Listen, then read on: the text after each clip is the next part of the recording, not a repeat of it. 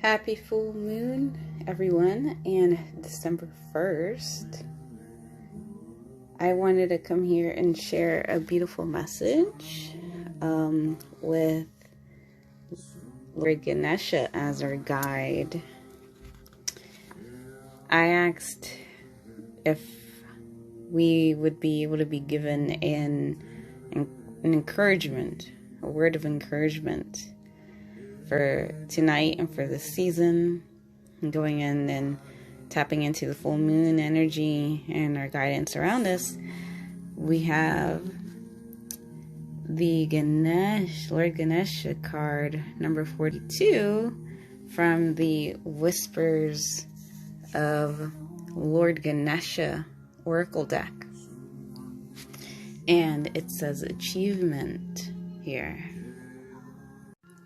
And when I observe and look at the symbolism behind this and what Lord Ganesha wants to express, is that you can see how he's in the middle, in between his two wives. And the guidance says that his two wives are Siddhi, which is success, and Riddhi, prosperity. And as we know, that Lord Ganesha is the clear of all obstacles. And this reminds me about the message that came through today about the balance of union of polarities. And for me, I see it as a representation of looking at yourself, your inner, your outer self, and how what comes to mind is that the external world and the internal world are not separate, but they're actually reflections of what's going on. And so what's going on with the life, energy, the situations going around us and within us. And so we're guided to, I would say, the season, and currently right now the cycle of the moon, to take care of our environment both externally and internally. Because when the external world is taken care of, say if you decorate it, especially with Christmas time coming up with bright lights, and you're celebrating, you're giving thanks, your internal state of well-being will reflect that inner peace, that happiness, that contentment, and that higher vibrational feeling and state of being. And the reverse is true when you take care of the inside environment with peace and rest, meditation, gratefulness, taking an attitude of gratitude and being thankful for what you have and all the help and support and guidance around you. You will begin to see the beauty that is surrounding you out in your natural environment and your home space, your workplace, in your family and friends, and you'll see the situation from a higher perspective. And also, I'm being guided to say there's no shame in desires and having a desire, a wish, because again, it's part of your nature.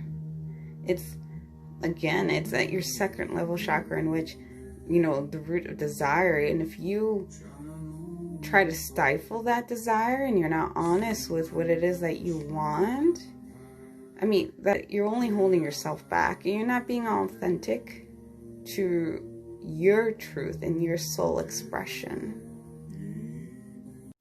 Because when you allow yourself to be honest about what it is that you want, and you let that be known in a constructive way, you will see that a lot of the struggle and the strife that you've been going through will be relieved from your shoulders.